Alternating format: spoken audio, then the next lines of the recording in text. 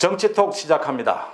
오늘 정치권의 핫 이슈는 추미애 법무부 장관의 광기 어린 윤석열 죽이기입니다. 추 장관은 오늘 소위 검언 유착 의혹 사건에 대해 수사 지휘권을 발동했습니다. 법무부 장관이 검찰총장에 대해 수사 지휘권을 발동한 것은 헌정사상 두 번째 15년 만의 일입니다. 윤석열 총장은 사건 수사에서 손을 떼라는 건데 사실상 물러나라는 겁니다. 15년 전 첫 수사지휘권 발동 때에도 당시 검찰총장은 장관의 지휘를 받는 대신 사표를 했습니다. 검찰의 중립성, 독립성 훼손에 대한 반발의 의미입니다.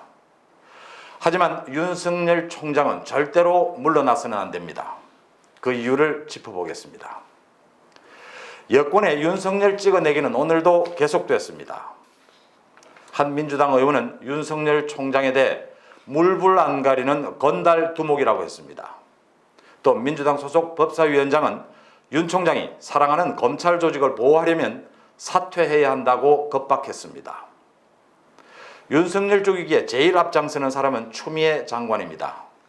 갖은 험담에 이어 오늘은 수사 지휘권까지 발동하며 윤 총장을 압박하고 나선 겁니다. 광기가 느껴집니다. 그리고 비겁하기 짝이 없습니다. 대통령 자신이 임명한 검찰총장이 마음에 안 들면 해임하면 됩니다. 그러자니 쪽팔리고 또 후환이 두렵고 그대로 두자니 불안해서 스스로 나가라는 거죠. 부동산은 폭등하고 북한은 핵을 앞세워 급박하고 경제는 갈수록 나빠지고 있습니다. 하지만 문재인 정부는 자신들의 안전보장, 각종 비리 의혹에 대한 검찰의 칼을 제거하는 데만 혈안이 되어 있습니다. 윤석열 총장은 여기서 치욕을 참고 버텨야 합니다. 이유는 두 가지입니다. 하나는 우리 국민들이 처음으로 경험하는 살아있는 권력을 견제하는 검찰상을 여기서 포기할 수는 없습니다. 다른 하나는 야당이 유명무실한 지금 문재인 정부의 폭주를 막을 사람은 윤 총장뿐입니다.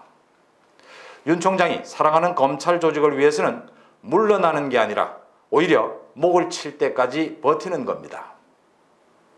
문재인 정부의 독주와 독재를 불안한 눈으로 지켜보는 많은 국민들이 윤 총장을 쳐다보고 있습니다. 기대고 있습니다.